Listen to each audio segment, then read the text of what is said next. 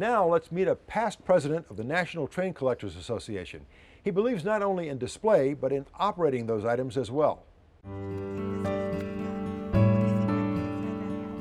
From the minute you arrive, you know you're in the right place. And already, the show has begun. Paul loves to share his hobby, and he has for years. A friend of mine who is a preschool teacher, he asked one time if she could bring the kids in. And so we said absolutely, and he'll share it with anyone that wants to see it. He loves it.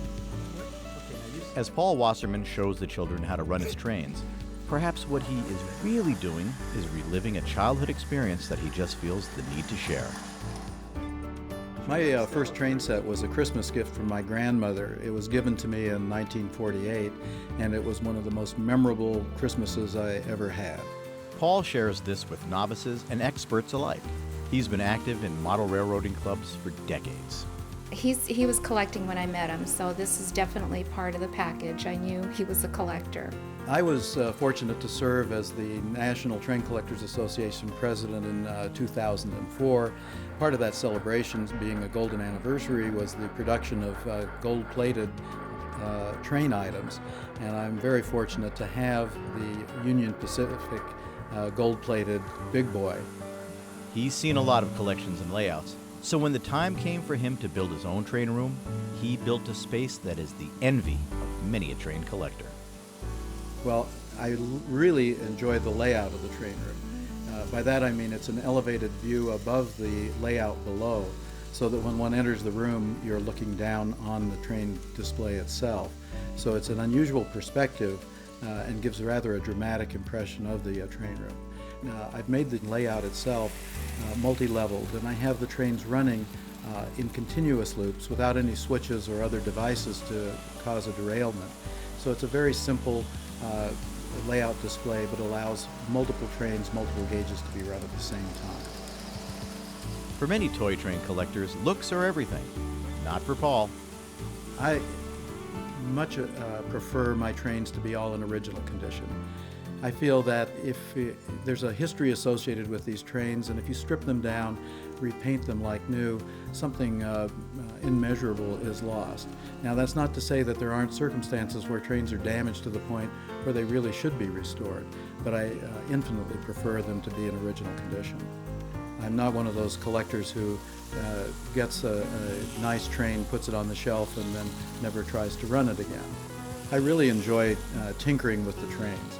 Nothing gives me much more pleasure than to take an old, dirty, dusty, creaky train, take it apart, oil it, and get it back in running condition.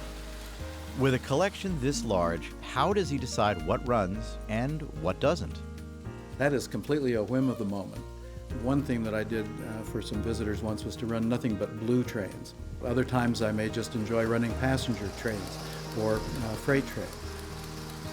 With so many great things in his collection, you'd think that it would be hard for Paul to name a favorite. This is a Leland-Detroit monorail made in 1932. It was billed as the world's fastest electric train. And I have that operating on our layout, and it always draws rave reviews. Now here are some things in Paul's collection that are very rare and worth a close look. Yes, I was extraordinarily fortunate to obtain, through complete dumb luck, the 1915 prototype for a Lionel 703 passenger set.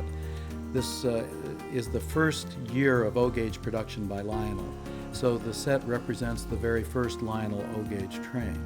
I was able to identify that this was the prototype by referencing the 1915 Lionel catalog that shows the very train that I have drawn by the artist in the 1915 catalog. I'm very proud of my collection of railroad calendars. I have primarily Pennsylvania Railroad calendars with a few New York Centrals thrown in.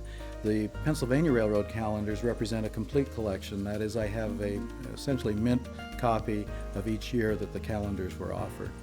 Finally, like every great show, the Wassermann train collection has some surprises. Part of the enjoyment of the layout is to have something different for people to see, perhaps something that they wouldn't see in someone else's train room. And I, years ago, decided I would get one of the Lionel pylon airplanes operational on my layout. and I've succeeded in doing that.